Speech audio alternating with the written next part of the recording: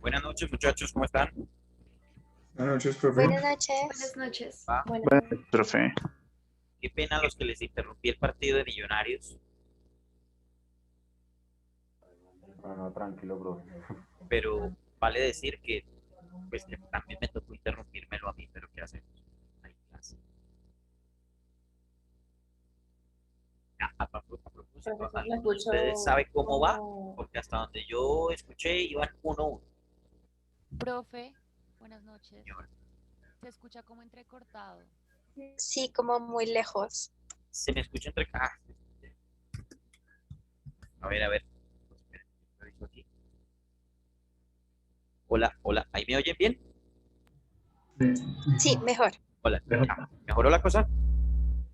Sí, señor. Sí, señor. Bien, entonces les estaba diciendo que por favor me disculpen los hinchas de Millonarios que tuvieron que interrumpir el partido. Yo también soy hincha de Millonarios, así que pues también me tocó interrumpir el partido a mí, así que pues estamos como en las mismas. Si alguno de ustedes sabe cómo va el partido, si me puede informar, porque es que me quedé cuando iban 1-1 y es que estaban jugando mal. 2-1 va ganando Millos, profe. Bueno, qué sorpresa porque estaban jugando horrible, Sí, sí. pero bueno. Bien, eso está bien. Ojalá quede así el partido, al menos como para ganar jugando mal. ¿Qué hacer? ¿Qué cosa? Bueno, sufre uno mucho con Millonarios, qué horror. No debería ser. Y después de lo de hoy de Román, pues grave. Sí, la Bueno, verdad, sí. muchachos, bienvenidos a esta clase de manejo de la voz. Bienvenidos a esta clase de manejo de la voz. Bueno, de antemano, ya que estábamos hablando de fútbol, que qué pena por robarles a los hinchas del América y de Santa Fe, que qué pena robarles unos minuticos de su apreciable tiempo. Eh, Les digo que nadie se los va a reponer, así que olvídense. Bueno, entonces, ¿en qué nos habíamos quedado en la clase pasada? En los inicios de la radio en el mundo y acá en Colombia. ¿Cómo? En los inicios de la radio en el mundo y ya luego específicamente acá en Colombia. Ok, ¿y qué alcanzamos a ver? ¿Hasta dónde llegamos? De cómo fue creada Caracol Radio y RCN Radio. Sí, que son como las dos cadenas radiales como más grandes acá de Colombia. No hablamos de Radio Sí, también Sutatensa. hablamos. Sí, también Sí, hablamos de también. Radio Sutatensa. Llegamos hasta los años 60, donde hablaban de que se grababa en estéreo y había que hacer como un remezclado para pasarlo a emisoras AM. Ok. Sí, les habías yo dado la explicación. Me imagino que hicieron la prueba con las canciones de los Beatles y toda la cosa para saber lo que es verdaderamente un estéreo.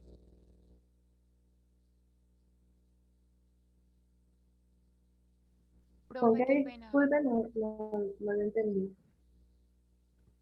¿Qué pasó? ¿Se me volvió a dañar el micrófono? No puede ser. No, Es que Como cuando hablas se que escucha a un veces ruido. ¿Recorta? ¿En serio? No se Como entrecorta, es robótico, que profe. usted habla y hay un ruido. Espérenme, yo cambio aquí esta vaina. Bueno, me acabo de cambiar el micrófono de la cámara. ¿Se oye mejor o no? mucho mejor. sí, Mucho mucho mejor, mejor. señor. Bueno, listo. Entonces les estaba preguntando que si hicieron la prueba con las canciones de los Beatles, de los Rolling Stones, para que ustedes vivieran en carne propia el ejemplo de lo que es sonido en estéreo. Profe, Sí, señor, qué un pena. poco.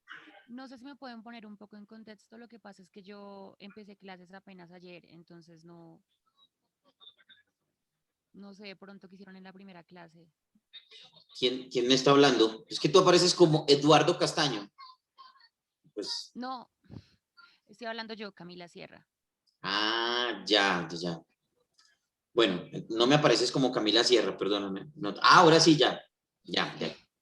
Ya me aparecía. No, es que no me aparecías, en serio, te lo aseguro. Y me Es aparecía. que yo le hablé antes para responderle su pregunta de los Beatles y los Rolling Stones. Sí, pero no le había escuchado a Eduardo. Ya te pongo en contexto, Camilo. Gracias. ¿Vale? Entonces, Eduardo, ¿qué me decía? Que sí, que la prueba, en mi caso, la hice un poco. Exactamente.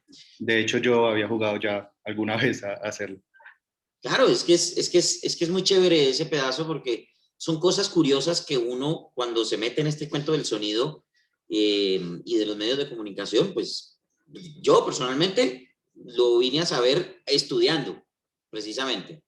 Bueno, a Camila le comento, en la clase anterior vimos, hicimos un recuento de lo que ha sido la historia de la radio desde sus inicios, más o menos por allá por el 1890 y pico, pasando por la primera transmisión inalámbrica.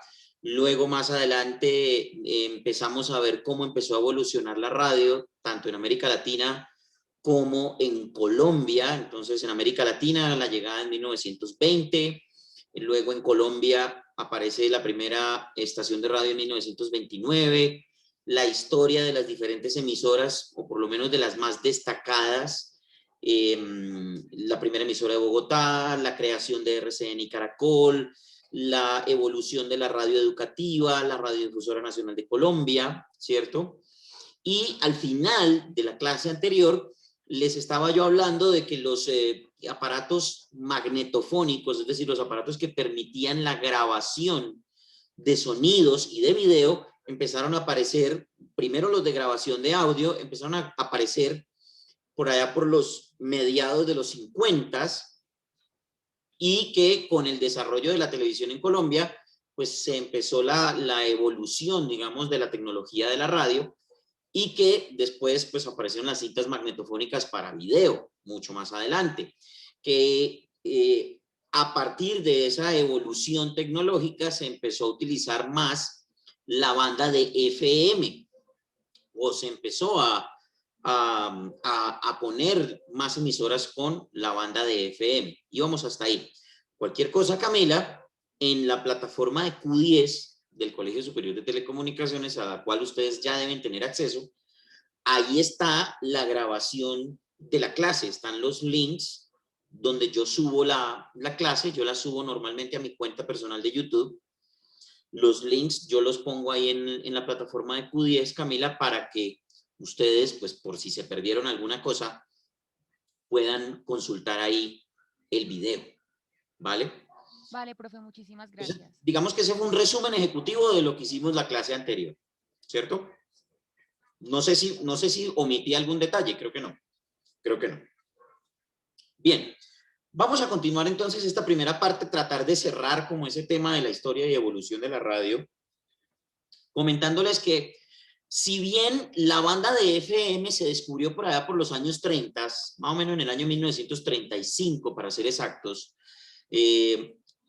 ¿cómo se descubrió? Básicamente los ingenieros de sonido empezaron a jugar con las ondas electromagnéticas y se dieron cuenta que ampliando la onda de AM se podía contener mucho más, voy a decirlo así, pues para que lo podamos entender mejor, se podía contener muchos más datos, ¿cierto? Se podían transmitir muchos más datos.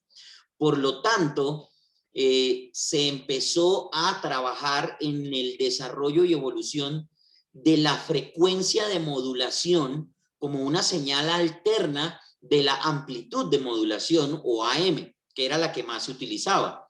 La AM se utiliza en la radio convencional no solamente para transmitir señales de radio, sino también para transmitir señales de sonido, señales de gráficas, ¿cierto? También se utiliza para la radiocomunicación aficionada, ¿cierto? La telefonía, sobre todo la telefonía inalámbrica.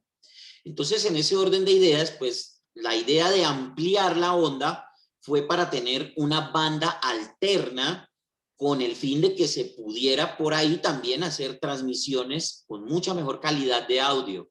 Y de ahí salió la banda de FM o de frecuencia de modulación. Su desarrollo continuó, ¿cierto? Y se vino a implementar como una banda alterna de radio como tal, o para utilizarse en radio, más o menos a mediados de los años 70, ¿sí? Y ahí las emisoras empezaron a migrar, sobre todo las emisoras musicales, empezaron a migrar a esa banda de FM, teniendo en cuenta que pues la calidad de audio mejoraba. Ustedes pues simplemente lo pueden probar en cualquier radio que tenga las dos bandas, ¿cierto? La calidad de audio de FM es infinitamente superior a la banda de AM en sonido. El sonido de AM es más ahogado. Aparte de todo, la banda de FM, como les decía yo en la clase anterior, soporta el sonido en estéreo. Mientras que la banda, para poder emitir, sobre todo la música, en la banda de AM hay que mezclar los dos canales en uno solo para que la música salga en perfectas condiciones, tal como la escuchamos normalmente, o con su sonido casi original, ¿cierto? Entonces, en ese orden de ideas, muchachos, se empezó la radio empezó a migrar a esta nueva tecnología, nueva entre comillas, porque ya se venía desarrollando desde hace mucho rato, pero digamos que para lo que se venía trabajando era una innovación grandísima, porque ya la calidad de sonido era mucho más clara, se escuchaba casi que original las canciones, ¿cierto? Y como ya se podía grabar, entonces la calidad del sonido mejoraba bastante. Por eso es que la banda del AM tiene más emisoras comerciales y de entretenimiento, ¿cierto? Cuando yo hablo de emisoras comerciales, hablo de que la gente prefiere pautar en esa banda de FM o en una emisora de FM, porque el sonido es mucho más claro, porque se va a escuchar mejor, porque los efectos salen muy bonitos, en fin, por todas las razones que ustedes quieran en materia de calidad, ¿vale? ¿Que es más costoso pautar en FM? Claro, por supuesto, pero de todas maneras, si usted puede pautar en FM, pues logra una calidad inmejorable en el sonido. Entonces se empezaron a migrar y por supuesto empezaron a aparecer otros formatos de radio hablada, más de entretenimiento, y ahí es donde aparecen los famosos morning shows o estos programas que se hacen por la mañana, como medio en recocha, medio informativos, ¿cierto? Que la idea era captar a la audiencia que pues a esa hora se está apenas despertando, que va a salir para el trabajo, como brindarle una compañía a esas personas que se estaban trasladando desde sus sitios de vivienda a sus lugares de trabajo, ¿cierto? Entonces, en ese orden de ideas, aparecieron todos estos formatos, empezó a hacerse una nueva radio, una radio un poquito más transgresora, es decir, saliéndose del formato convencional, obviamente de la mano de las nuevas tendencias en música. Entonces, si estamos hablando de mediados de los 70s, entonces ya estamos hablando de música disco, por ejemplo, en Estados Unidos. De ahí, pues, el cambio a la música, al rock, a la música pop, ¿cierto? La consolidación de estos estilos de música house y electrónico de los años 90 y pues todo lo que hemos vivido en cuanto al tema de los 2000, ¿cierto? Ya con la llegada de la internet y todo eso. Ya ahorita pasamos a esa parte digital. Obviamente, por esas épocas que estoy mencionando, empezaron a aparecer también nuevas formas de portabilizar la radio, ¿cierto? Entonces ya casi que todo el mundo tenía acceso a la radio de manera individual. Y entonces los equipos se empezaron a reducir de tamaño. Antes teníamos unos cajones grandísimos que ocupaban un espacio grande en la sala, ¿cierto? Equipos de sonido inmensos que ocupaban un espacio pues en la sala y pues todo el mundo se enorgullecía, uy, qué bacano su equipo de sonido, qué chévere, vea eso, con los botoncitos y la vaina y la antena y toda la joda. pasamos, por ejemplo, de tener antenas aéreas para radio. No sé si ustedes, de pronto, algunos de ustedes alcanzó a conocer una antena aérea de radio. No, no, Señor. señor. ¿Ninguno? Ninguno. Las antenas aéreas de radio, creo que conocieron las de televisión, que eran como unas flechas, ¿cierto? Unos pedazos de metal que venía aquí en el centro, que se colgaban en el techo y venían en el centro y parecían como unas flechas, ¿sí? Algo así. Creo que esas sí las conocieron. Sí, señor. El papá le tocaba subirse allá al techo y empezar a mover, y entonces el televisor, y salían las rayas, y cuando medio se acomodaban, ¡ahí, ahí! ¡No, ya se dañó! ¡Otra vez! ¿Sí? Así. Entonces, las antenas aéreas de radio eran como una S metálica. Eran como una S metálica. Y también había que ponerlas en el techo, bajar el cable y conectarlo a la parte de atrás del equipo para que pudieran agarrar las emisoras de AM y de FM, ¿cierto? Entonces, todo eso empezó a mejorar, todo eso empezó a mejorar. Yo no sé si de pronto por allá por los años 90, alguno de ustedes alcanzó a conocer la antenita que era como un cuadradito de pasta con un cable. No sé. Sí, señor. Esa sí la alcanzaron a conocer, bendito sea Dios. Bueno, no se ha perdido la generación. Entonces, todo eso empezó a cambiar. Ya ahora, los equipos de sonido no tienen ni siquiera banda de AM. Pues la gran mayoría, los nuevos, pues los de ahora. De hecho, ya casi no hay equipos de sonido. Ya estamos hablando de mini componentes, unas cositas que no superan este tamaño. ¿Cierto? Pónganlo en proporción, porque aquí estoy en una ventana de Zoom. Entonces, pónganlo en proporción. No superan este tamaño. No creo que superen los 30 o 40 centímetros de largas. ¿Cierto?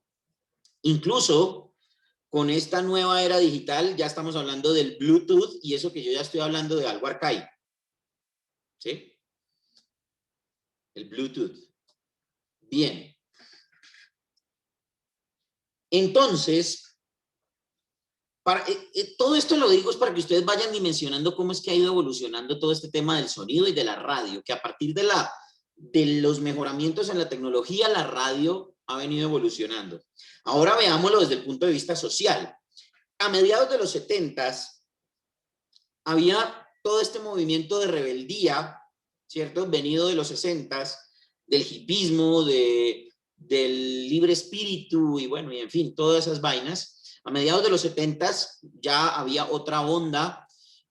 Obviamente en los 80s pues empezó a expandir este tema de la nueva generación y lo de la generación X y todas esas vainas que empezaron a surgir, ¿no? De todo eso. Entonces, digamos que se le empezó a dar como mayor importancia al hecho de ser joven en esa época.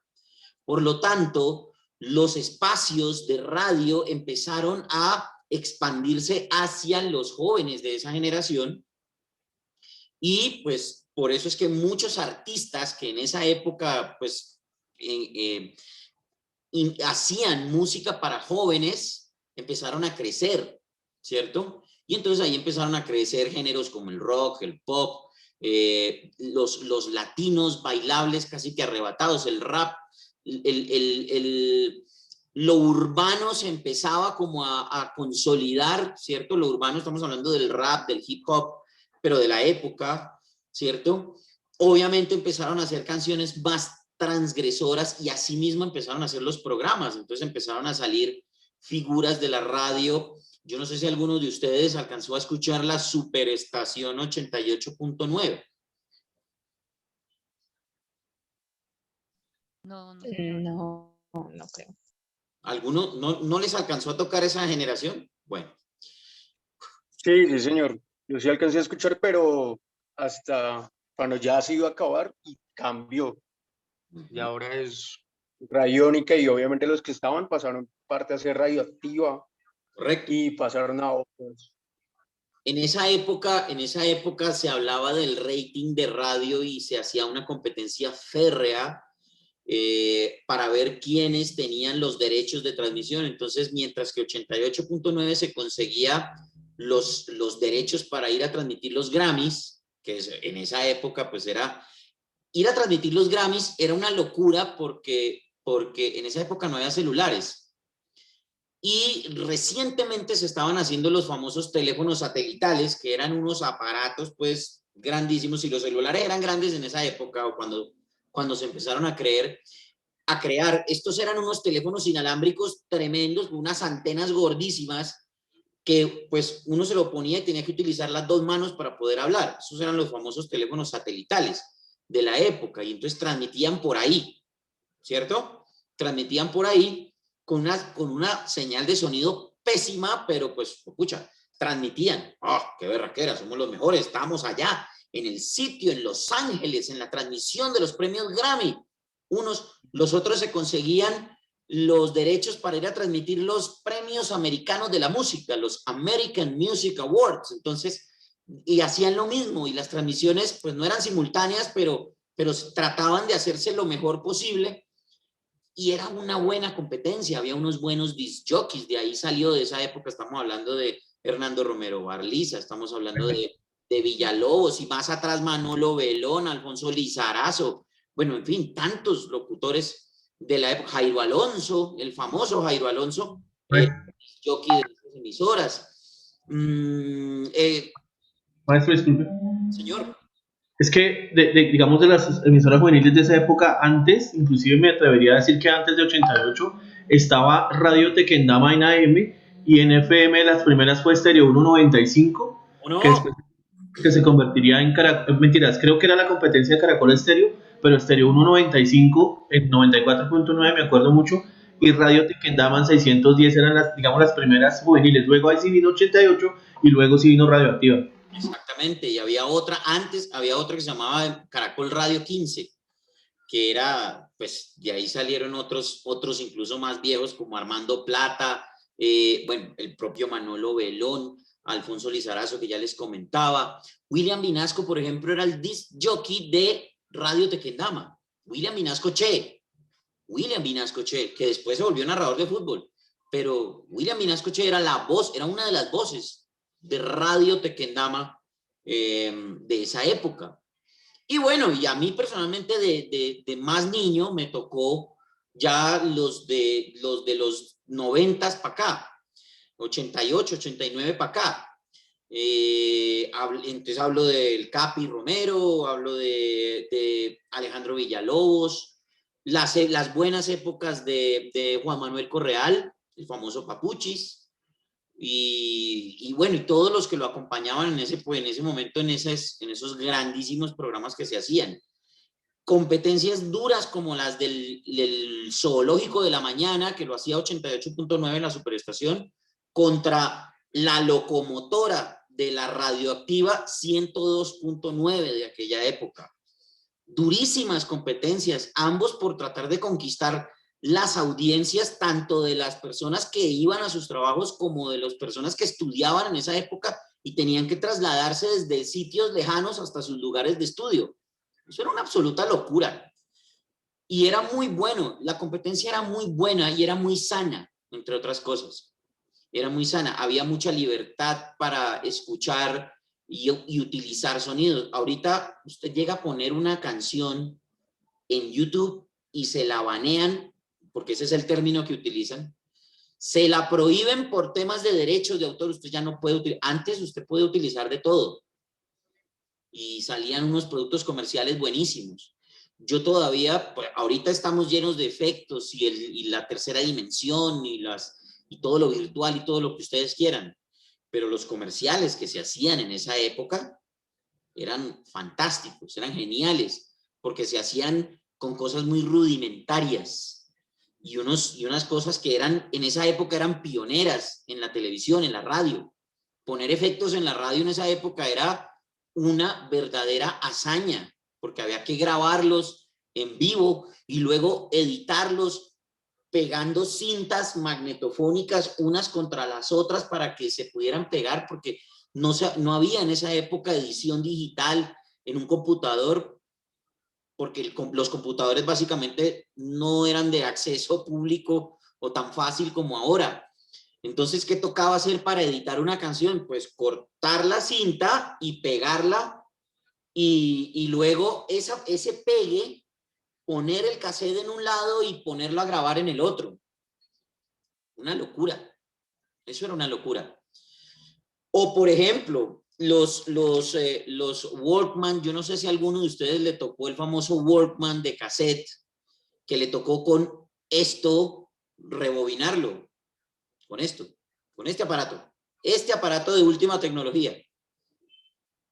Y uno lo metía ahí y le daba vueltas al cassette. Le daba vueltas al cassette y con eso lo rebobinaba. ¿Por qué razón? Porque si usted lo devolvía, lo rebobinaba en el Walkman, se le acababan las pilas y las pilas eran carísimas de conseguir, sobre todo para uno, bueno, para los que eran estudiantes de esa época. Yo no, porque yo, afortunadamente, a mí me daban para el recreo.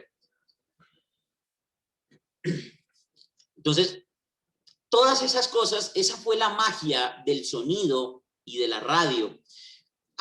¿Quién de ustedes se trasnochó para grabar en un cassette la canción del emisor? Yo. Gustavo. Yo creo que Gustavo y yo somos como de la misma generación. ¿A alguno de ustedes le tocó eso? No, no, señor. Sí, No. sí, señor. ¿Alfonso le tocó? No, señor.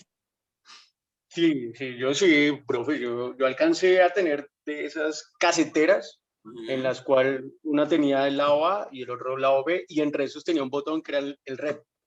¿Cómo no? Entonces, y la coordinación entre play, rep y pause para que no saliera la cuña o el disc jockey hablando.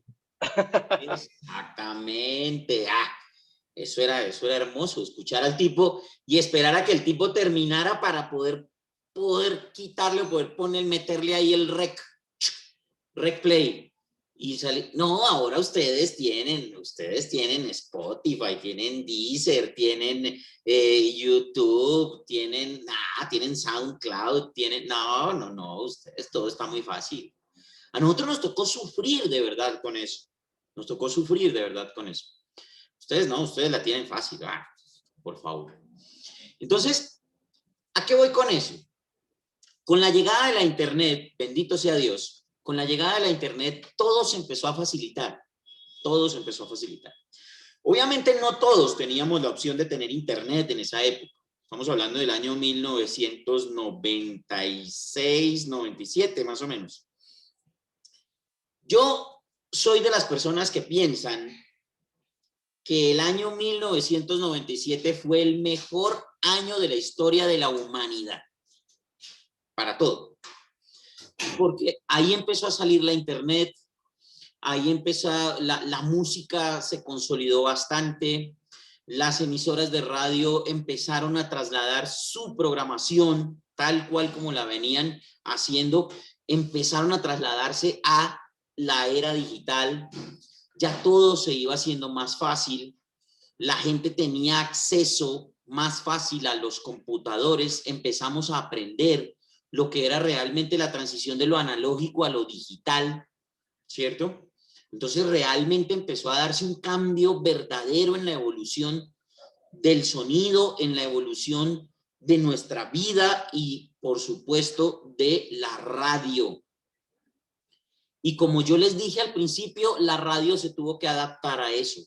Entonces, ¿qué pasó? Las grandes emisoras, que eran los que tenían el capital, la plata, empezaron a migrar sus espacios pregrabados o en vivo a una cosa que se llamaba Real Audio, ¿cierto? Que era manejado por un programa que se llamaba Real Player, ¿sí? Que a diferencia del Windows Media Player o Media Player, el Real Player tenía algunas aplicaciones y tenía algunas herramientas y funcionalidades que permitían que los vínculos de Internet se pudieran escuchar a través del reproductor de audio sin necesidad de que alguien los detuviera o algo. Solamente había que tener una muy buena conexión de Internet y coger el vínculo, copiarlo y soltarlo, arrastrarlo o pegarlo ahí en el navegador del Real Player. Y sonaba la emisora a través de Internet. Estamos hablando de finales de los 90, principios de los 2000, ¿vale? y las emisoras de radio empezaron a buscar esos vínculos. De ahí, de la grabación de esos programas, porque también esos programas podían quedar grabados y podían utilizarse on demand, fue que empezó a aparecer el podcast o las grabaciones de podcast o las grabaciones de radio por demanda, ¿vale? El podcast, ya propiamente dicho como tal, ¿vale? Viene viene derivado de eso que les acabo de comentar, de las grabaciones que se hacían previamente de los programas y que se publicaban a través de enlaces para que la gente pudiera o volverlos a escuchar o guardarlos en su computador como un archivo histórico, ¿cierto? El término podcast básicamente se deriva de la conjunción de las palabras iPod y broadcasting, ¿cierto?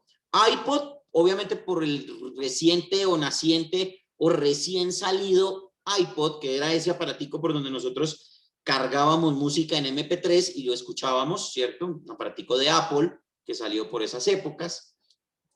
Y broadcasting, que significa transmisión, ¿vale? Se dice que el término podcast se empezó a utilizar a partir del 12 de febrero de 2004 por un periodista inglés llamado Ben Hammersley. Ben Hammersley, ¿vale? Básicamente lo que hizo el hombre fue hacer un artículo sobre lo barato que se estaba volviendo el hecho de acceder a algunas herramientas para poder producir programas de radio y colgarlos a través de la internet, ¿cierto? Entonces, es decir, que ya no se utilizaba tanto consumo de dinero y de energía para poder publicar programas de radio muy elaborados en la web. Y desde ahí se empezó a utilizar el término podcast, ¿vale?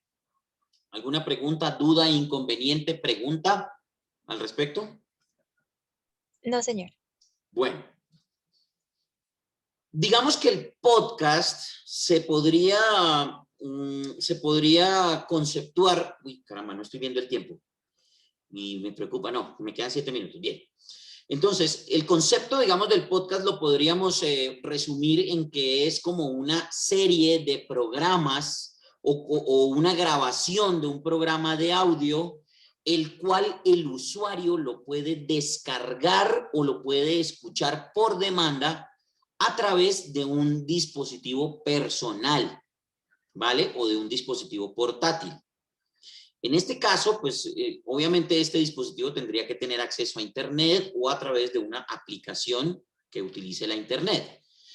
Como estamos hablando de Internet, pues entonces en ese caso tendríamos que decir que todo lo que se hace en un podcast debe ser digital, por más que el formato, es decir, que el esquema que estemos utilizando sea el de radio convencional, ¿cierto? Entonces, en ese orden de ideas, la aplicación o la transmisión o los servicios de podcast, pues obviamente deben estar siempre enlazados a un vínculo digital, ¿vale? Es decir, que siempre tiene que haber una dirección de Internet para poder nosotros acceder a estos podcasts. La idea de un podcast es básicamente la misma de un programa de radio convencional. Se puede hacer como radio hablada o se puede hacer como un turno de disc jockey, es decir, radio musical, ¿cierto? Pero normalmente un podcast es un programa de radio como tal, ¿cierto? En su producción, en su locución, en su presentación, en su formato, en su esquema, puede ser un programa de radio normal, es decir, la mezcla de música, voz y sonidos a través de una grabación en un vínculo digital. Listo. Ese es básicamente lo que es el podcast. ¿Qué cuánto vale? Vale lo que cueste hacer el programa, porque para el consumidor, normalmente los podcasts son gratuitos, o no hablemos de gratuitos, son libres, ¿vale? Porque la gente tiene un concepto diferente del tema de la internet, y es que la gente cree que la internet es gratis. No, la internet no es gratis. La internet todavía, y gracias a Dios, y ojalá se mantenga así, es libre, ¿vale? Todo es libre, no gratis, libre. Y ahí es donde está el concepto de que cuando un medio de comunicación decide ponerle un precio a sus contenidos, ahí es donde nosotros como que nos empezamos a chocar, ¿cierto? Con ese concepto, porque creemos que la internet es gratuita, ¿ya? Y no, repito, la internet no es gratis. Para eso nosotros pagamos un cable operador o un operador que nos preste el servicio de internet. Entonces ahí no podemos decir que la internet sea gratis. Lo que pasa es que la internet es libre. Es decir, nosotros tenemos, con ese pago, tenemos el derecho de acceder a muchas cosas que están publicadas ahí en la internet. Ya si hay otras aplicaciones que nos prestan ese servicio a través de un pago, como por ejemplo Spotify Premium o Deezer Premium o estas aplicaciones de Apple, ¿cierto? Que también a la gran mayoría, o algunas, pues para acceder a sus contenidos o a sus herramientas más principales hay que pagar. Digamos que eso ya es una cuestión de cada una de las casas matrices, ¿vale? Entonces, eso es básicamente, muchachos, el podcast, la radio digital o la radio hecha sonido de internet o sonido digital, ¿vale? ¿Alguna duda? No, señor. No sé. No, señor. Bien, igual esto es básicamente ¿cómo digo yo? Es un resumen de todo lo que ha pasado en la radio, como para que ustedes se empapen y dimensionen, porque básicamente eso es lo que yo quiero, dimensionen lo que es este medio de comunicación, ¿vale? Obviamente la televisión tendrá sus recovecos, yo me voy a meter en el tema de la radio, simplemente porque por ahí es por donde es el gran escenario del manejo de la voz, que es lo que nos atañe a nosotros. ¿De acuerdo? Bien, nos quedan menos de 2 minutos para terminar esta primera parte, entonces lo que voy a hacer, como siempre lo hacemos, y pues gracias a las limitaciones de Zoom, gracias Zoom, es parar acá para que tomemos aire. Si quieren irse a tomar un vasito con agua, bien puedan, o lavarse las manos, que todavía no se ha ido el virus. Y en un minuto y medio nos volvemos a conectar para que empecemos a hablar de los ejercicios y el cuidado que ustedes deben tener de su voz. Esto como preámbulo para ya irles dejando los primeros ejercicios que vamos a hacer de manejo de la voz. ¿De acuerdo? Entonces, muchachos, cortamos acá, descansamos 1 minuto, 1 minuto y medio y nos volvemos a conectar nuevamente en este mismo link. ¿Listo? Ok. Vale, profe.